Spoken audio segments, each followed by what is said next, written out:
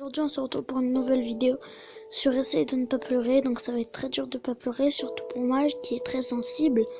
Donc pour cette vidéo vous allez me voir pleurer. Donc c'est très triste. Voilà.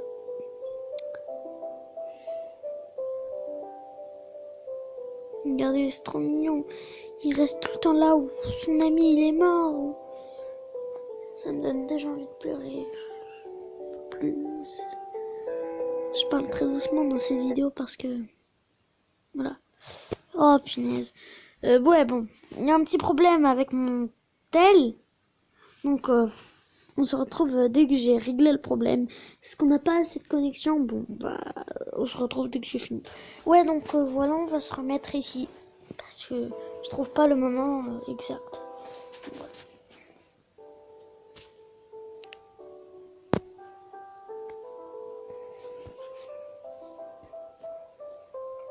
C'est trop triste.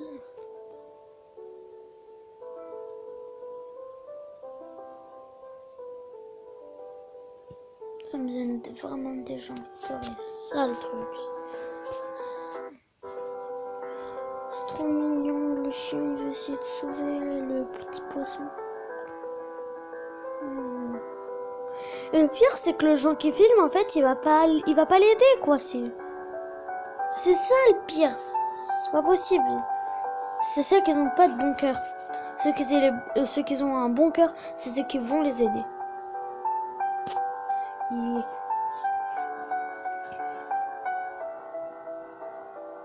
Donc aujourd'hui, je partage ça avec vous parce que ça me fait plaisir. Et vous me direz si vous avez pleuré dans les commentaires.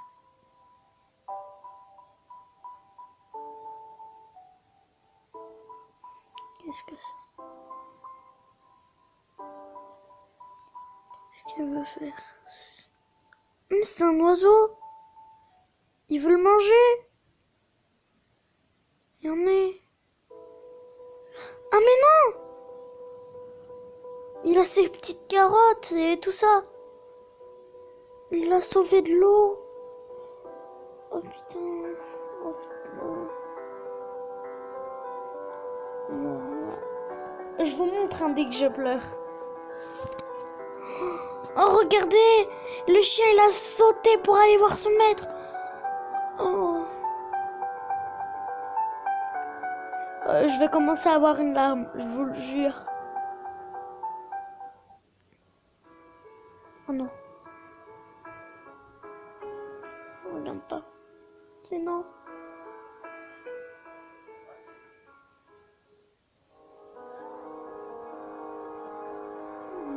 Le pauvre.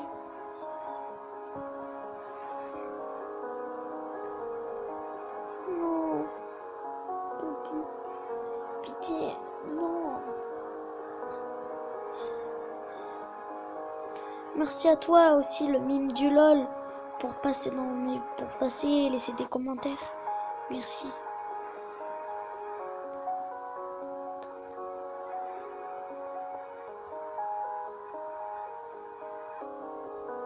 Non, c'est trop triste. Disez-moi si vous, derrière les écrans, vous avez pleuré. Moi qui normalement suis très joyeuse, là ça me fond le cœur. Plus c'est pile poil dans la route quoi. Ça c'est les gens qui voient les chats, je pense, et qui l'ont écrasé quoi. Moi aussi j'avais un chat autrefois. Et d'en parler ça me fond le cœur. J'avais un autre chat avant celui que j'ai maintenant et il s'est fait écraser aussi. Et quand j'y parle, ça me fait pleurer.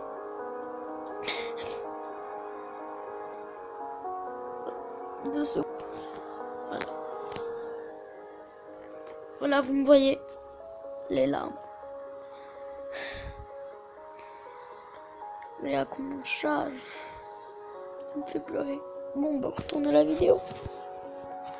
Regardez cet homme.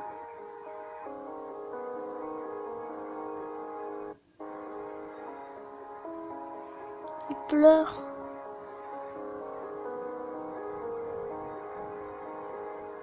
On est...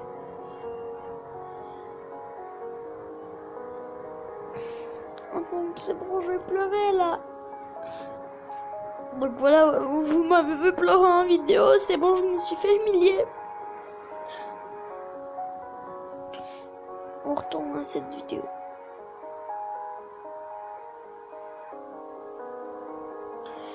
Je vous ai dit, je suis très sensible.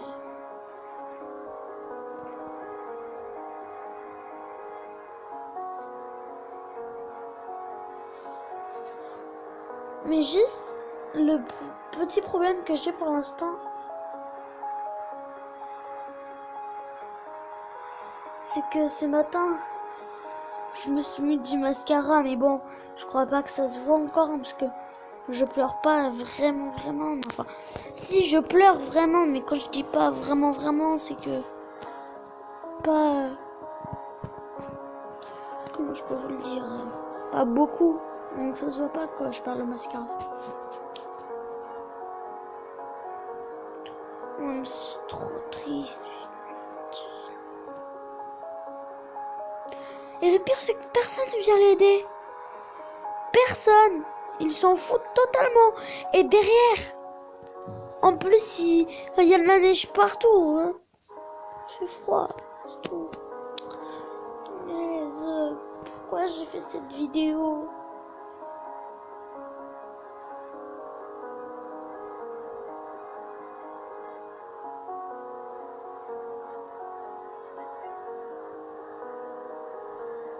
Regardez, il le mord même pour le réveiller. Mais il se réveille pas. Ça, c'est trop triste.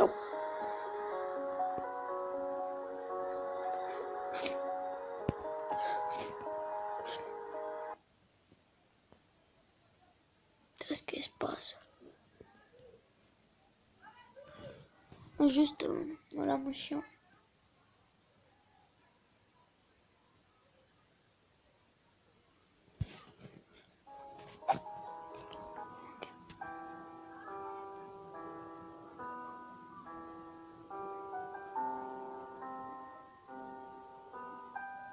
Non, non.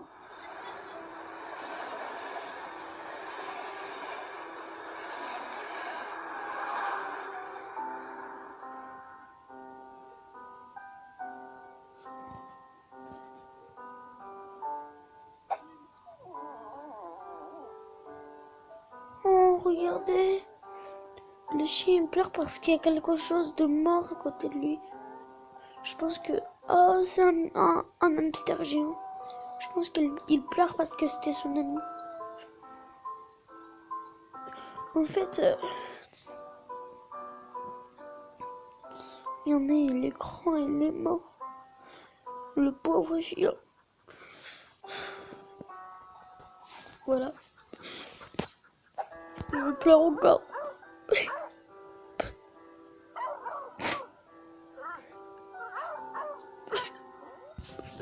Regardez.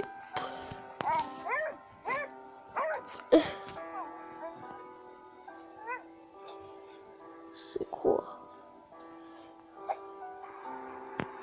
Oh, regardez, ils sont sur la route.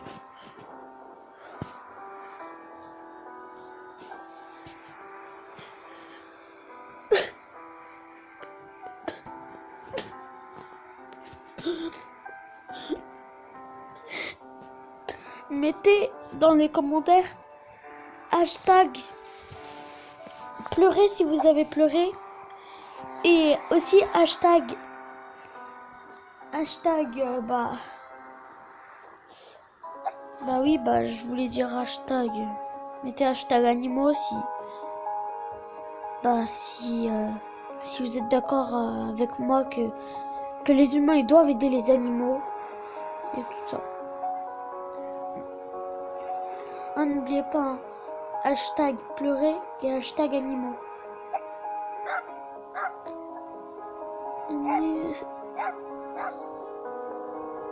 Regardez, il aboie même pour qu'on lui demande de l'aider.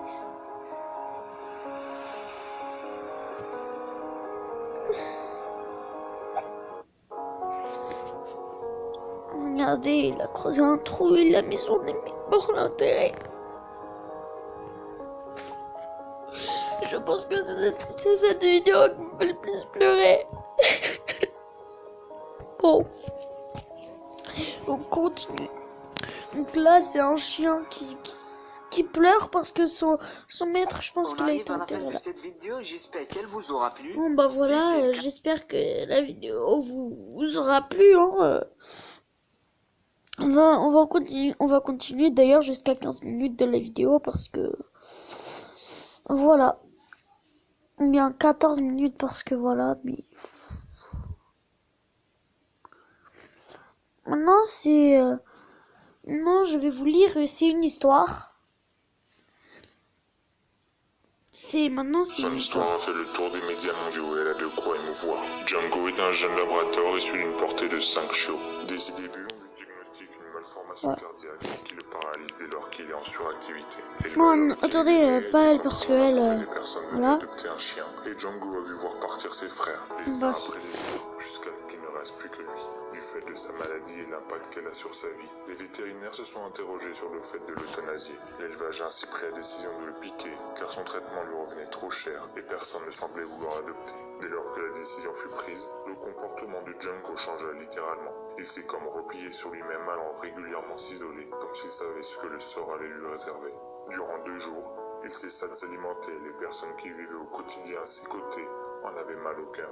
Heureusement, le 3e jour, un homme s'est présenté à l'élevage. Le personnel le conduisit alors voir les chiens disponibles et sur la route, ils passèrent à côté de Django, caché sous une table.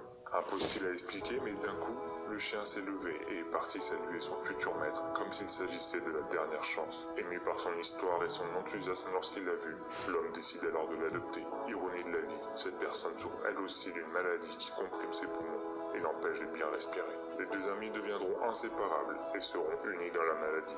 Malheureusement, le cas de Django se dégrade après quelques années. La mauvaise circulation de son sang contraint le vétérinaire à augmenter la dose des médicaments, mais Django garde sa joie de vivre. Son maître, Victor, fait alors tout son possible pour soulager les douleurs de son chien. Il met sa maison en vente et travaille 2 fois plus afin de financer l'opération qui pourrait le sauver définitivement. Quelque temps après, les fonds sont trouvés. Les 2 amis ne vivent plus que dans un petit appartement, mais sont heureux d'être ensemble. L'opération est prévue pour le 25 décembre, en guise de cadeau pour Django, qui a toujours été aimant malgré la souffrance. Cependant, le 21 décembre, Victor est pris d'une grave crise respiratoire lors de son sommeil. Django se rend compte du danger, mais ne parvient pas à réveiller son maître, qui a perdu connaissance. C'est un passant voyant le comportement étrange du chien à la fenêtre, qui finira par intervenir et appellera les secours. Ce sera trop tard. Victor s'est éteint dans son sommeil et laissera Django éternellement inconsolable. Enfermé dans l'appartement après l'intervention, le chien ne sait pas encore que son ami est parti au ciel avant lui. Il attend devant la porte, immobile. Il ne s'alimente plus, il ne boit pas. Victor est enterré quelques jours plus tard et sa famille emmène Django se recueillir sur sa tombe. Il ne voudra jamais en partir. Le frère de Victor dira qu'il a vu une larme couler le long de l'œil du chien et que celui-ci s'est débattu lorsqu'ils ont voulu le ramener à la maison. C'est encore raté. Bon bah, c'est raté. Le 25 décembre, l'intervention médicale prévue 2 jours plus tôt pour soigner Django a été annulée. La famille de Victor a préféré garder l'argent pour elle, en guise d'héritage. Le labrador a été placé en chenille et son état s'empire. Un jour qu'il était dehors pour faire sa promenade, Django rencontre un jeune enfant visiblement atteint de trisomie. Il se place devant lui et cherche à attirer son attention, comme s'il sentait que lui aussi avait quelque chose qui n'allait pas. Étonnamment, l'enfant qui jusque-là restait enfermé dans son monde s'est un peu ouvert et ses parents n'ont pas pu résister au fait d'immortaliser ce moment. Leur fils se liait pour la première fois d'amitié avec quelqu'un. Certainement parce que Victor souffrait lui aussi d'une légère trisomie, Django a trouvé un lien entre lui et le petit garçon. Les parents de l'enfant ont longtemps hésité à adopter Django, mais sa maladie étant trop invasive, ils y renoncèrent. Django, malade et affaibli, n'intéressait plus personne, même pas le personnel du chenil qui le laissait à l'écart dans une case vide et ne le rendait que rarement visite. Un jour, sa grille a été mal fermée et Django s'empressa de la pousser. Titubant, il traversa la ville, faillit se faire renverser à de multiples reprises, mais parvint à arriver là où il voulait. Il s'allongea et dans un dernier soupir, posa sa tête sur la tombe de Victor, puis partit le rejoindre, là-haut, où ils seraient à nouveau réunis.